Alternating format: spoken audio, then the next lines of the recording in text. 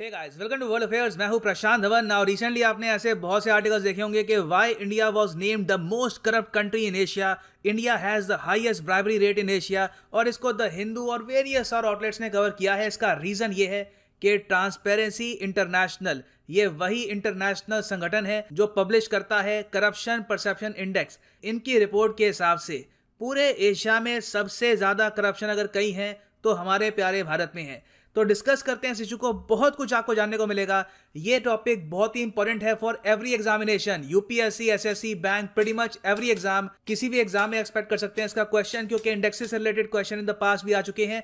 एक question by the way मैं आपसे पूछूंगा भी, ये क्वेश्चन आया था यूपीएससी प्रीलिम्स 2019 में। क्वेश्चन ये है कि ग्लोबल कंपैटिटिवनेस रिपोर्ट ये कौन पब्लिश करता है? आपके सामने ऑप्शंस हैं, IMF, UN, world economic forum या फिर वर्ल्ड बैंक। नीचे कमेंट सेक्शन में इसका आंसर करो। सही आंसर मिलेगा आपको हमेशा की तरह वीडियो के एंड में।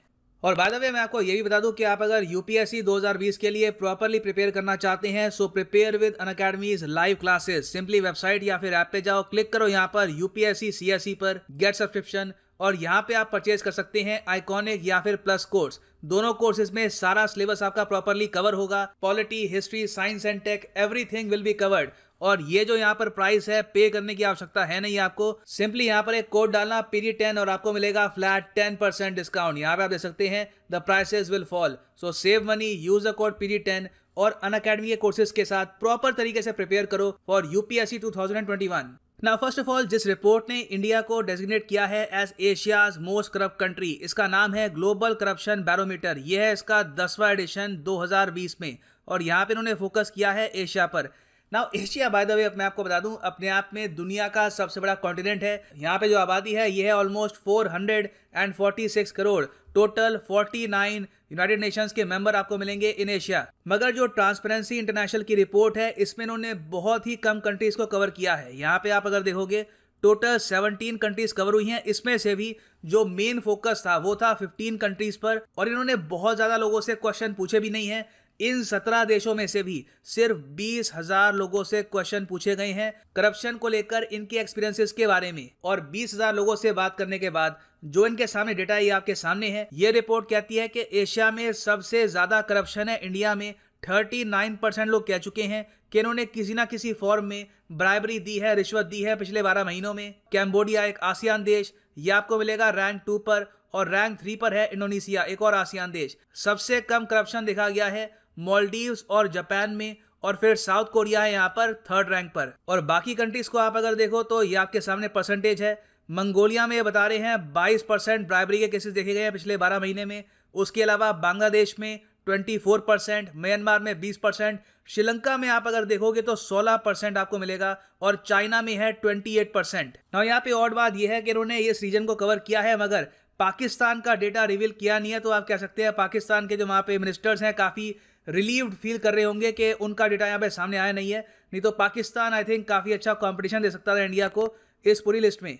और एक और बहुत ही अजीब बात यहाँ पर यह भी है कि इंडिया और चाइना में काफ़ी बड़ा डिफरेंस दिखता है इस लिस्ट में in terms of bribery. Even though एक साल पहले जब ट्रांसपेरेंसी इंटरनेशनल ने पब्लिश करी थी करप्शन परसेप्शन इंडेक्स की लिस्ट, यहाँ पे इन्होंने बताया था कि ओवरऑल करप्शन के मामले में इंडिया और चाइना दोनों की यहाँ पर रैंक है 80th, यहाँ पर आप देख पाएंगे। और जो बेस्ट कंट्रीज हैं दुनिया भर में in terms of low corruption, ये है डेनमार्क और न्यूजीलैंड। सो क्वेश्चन यहाँ पर यह आता है कि इंडिया और चाइना में ब्राइबरी को लेकर जो डिफरेंस है वो कैसे आता है। इंडिया में अगर लोग कहते हैं कि हमें रिश्वत देनी पड़ती है तो वो कहाँ पर देते हैं, तो इस रिपोर्ट में इन्होंने ये बताया है कि ओवरऑल सबसे ज्यादा लोगों ने रिश्वत दी है आइडेंटिटी डॉक्यूमेंट्स को लेकर। मतलब कि अगर किसी को voter ID card, driving licence ये सब बनवाना है, तो यहाँ पर देखिए 41% लोगों ने कहा है कि हाँ हमने रिश्वत दी है। या फिर कहीं ना कहीं से जो पर्सनल कनेक्शन है, किसी का अगर भाई या फिर कोई कजन किसी पोजीशन में है, उसका यूज करके अपना काम आगे बढ़ाया है। तो ये देखिए बहुत ही बड़ी बात है कि आइडेंटिटी डॉक्यूमेंट्स जो इंडिया में बनते हैं उसमें मैसिव लेवल पर करप्शन होता है। फिर आप देखोगे पुलिस में भी बहुत करप्शन है। ये भी हमको देखना होगा कि इंडिया में जो पुलिस है उससे रिलेटेड इतना करप्शन क्यों है। बाकी आप अगर देखो कई जगह करप्शन देखकर दुख भी बहुत लगता है। फॉर एग्जाम्पल पब्लिक क्लिनिक्स और हेल्थ केयर सेंटर, मतलब कि सरकारी हॉस्पिटल्स में मैसिव लेवल पर करप्शन है और 35% लोगों ने कहा है कि उन्होंने पर्सनल कनेक्शन यूज किए हैं यहाँ पर अपना काम करवाने के लिए। और इवन जो सरकारी स्कूल है वहां पर भी देखा गया है कि 22% लोगों ने कहा है कि किसी ना किसी फॉर्म में इन्होंने यहाँ पर रिश्वत दी है। और इवन आप अगर जुडिशरी को देखोगे, जो हमारे कोर्ट्स है, वहां पर भी 32% लोगों ने कहा है कि हमने किसी ना किसी फॉर्म में रिश्वत दी है। अब ये देखिए काफी चिंताजनक बात है कि इंडिया में बहुत से एरियाज में मैसिव लेवल का करप्शन आज भी है। आप इसको अगर कंपेयर करोगे जापान से, जापान में कहूंगा यहाँ पर एक आइडियल कंट्री है, द कंट्री टू फॉलो। इनके यहाँ सबसे अच्छी बात यह है कि आइडेंटिटी डॉक्यूमेंट्स में ना के बराबर करप्शन है, एक्चुअली करप्शन है ही नहीं।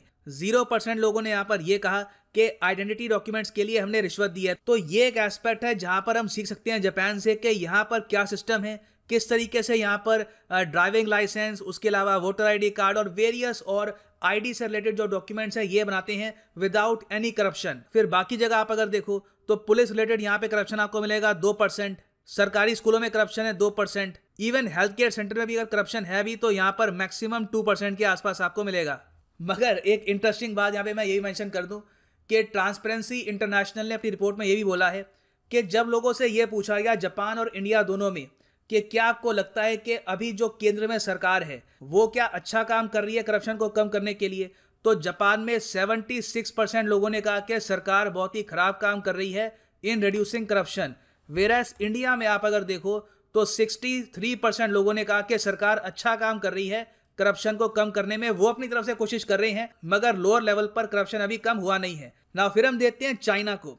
चाइना में भी आप अगर देखो तो आईडी डॉक्यूमेंट रिलेटेड जो करप्शन है ये सिर्फ आपको मिलेगा 18%। तो इंडिया में जेन्युइनली एक बहुत ही बड़ा इशू है रिगार्डिंग डॉक्यूमेंट्स। पुलिस से रिलेटेड जो करप्शन है ये भी काफी कम है 23%। यहाँ पर जो सरकारी स्कूल है लोग वहां पर भी रिश्वत देते हैं 27%, और जो यहाँ पर सरकारी हॉस्पिटल है वहां पर भी लोग रिश्वत देते हैं। मगर इंडिया से आप अगर कंपेयर करोगे तो ओवरऑल करप्शन आपको यहाँ पर कम मिलेगा। और इंडिया और चाइना के बीच में एक और जो देश है नेपाल, इसको भी आप अगर देखो तो आइडेंटिटी डॉक्यूमेंट्स में करप्शन है सिर्फ यहाँ पर 13%, सरकारी स्कूल में सिर्फ 7% लोगों ने पे किया यहाँ पे ब्राइबरी, और सरकारी हॉस्पिटल्स में सिर्फ 3% के आसपास। तो नेपाल भी आप अगर देखें तो इंडिया से बहुत ही बेहतर परफॉर्म कर रहा है in terms of controlling corruption.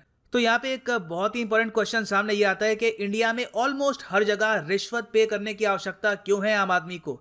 Even though recent times में हमने देखा है कि बहुत से कानून पास किए गए हैं, बहुत से एक्ट्स इंट्रोड्यूस किए गए हैं ताकि लो लेवल पर करप्शन कम हो। फॉर एग्जांपल आरटीआई एक्ट है, लोकायुक्ता एक्ट्स हैं ऑफ स्टेट, लोकपाल एक्ट है 2013, विसल ब्लोअर एक्ट, उसके अलावा बेनामी प्रॉपर्टीज प्रोहिबिशन एक्ट।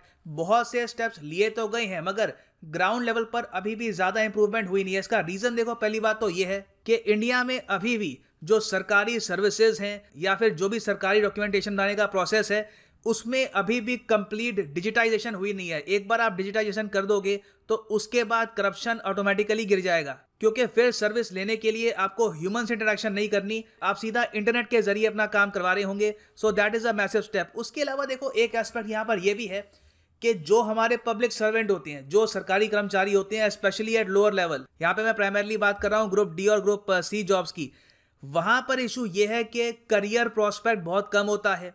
एक बार आपकी नौकरी लग गई तो पहले तो वैसे ही सैलरी काफी कम मिलती है कंपेयर टू प्राइवेट सेक्टर। उसके बाद जो प्रमोशन का सिस्टम है बहुत ही स्लो है, कई सालों के बाद सैलरी बढ़ती है। तो इसकी वजह से भी काफी बार ये लोग अपने आप डिमांड करना स्टार्ट कर देते हैं ब्राइब। और इसी के साथ साथ एक और फैक्टर यहाँ पर यह भी है कि जुडिशरी का इतना डर है नहीं, क्योंकि आप अगर यहाँ पर देखोगे इस रिपोर्ट में यहाँ पर बताया गया कि बहुत से लोगों ने जुडिशरी में भी ब्राइब दी है। इस एस्पेक्ट को अगर हम ऑब्जर्व करें तो इंडिया में हिस्टोरिकली जुडिशरी पर ना के बराबर सवाल उठे हैं। अब बस रिसेंटली ही देखा गया है कि फाइनली जजेस को भी हम अकाउंटेबल ठहरा रहे हैं। 2011 में आपको याद होगा कि एक केस सामने आया था सौमित्रा सेन का। यह है एक फॉर्मर जज एट कोलकाता हाई कोर्ट। ये बने थे इंडियाज फर्स्ट जज to be impeached by the Rajya Sabha for misappropriation of funds. तो धीरे धीरे अब हम जुडिशरी को भी अकाउंटेबल ठहरा रहे हैं। अगर वहां पे भी करप्शन होता है तो उसकी बात हो रही है, मगर यहाँ पर भी अगर करप्शन कम करना है तो उसके लिए ओवरऑल जुडिशियल रिफॉर्म्स हमको लाने होंगे और इंश्योर करना होगा कि अगर कोई व्यक्ति करप्शन करते हुए पकड़ा गया है तो उसको बहुत ही जल्दी सजा होगी, उसका केस कई सालों तक पेंडिंग नहीं रहेगा। This is a very important factor. ना वापस आते हैं अपने क्वेश्चन पे कि ग्लोबल कंपैरेटिवनेस रिपोर्ट कौन पब्लिश करता है, तो यहाँ पर जो सही आंसर है ये है वर्ल्ड इकोनॉमिक फोरम। इंडिया की जो रैंक थी 2019 की रिपोर्ट में, अभी 2020 की रिपोर्ट आई नहीं है, 2019 में इंडिया की रैंक गिर के हो गई थी 69।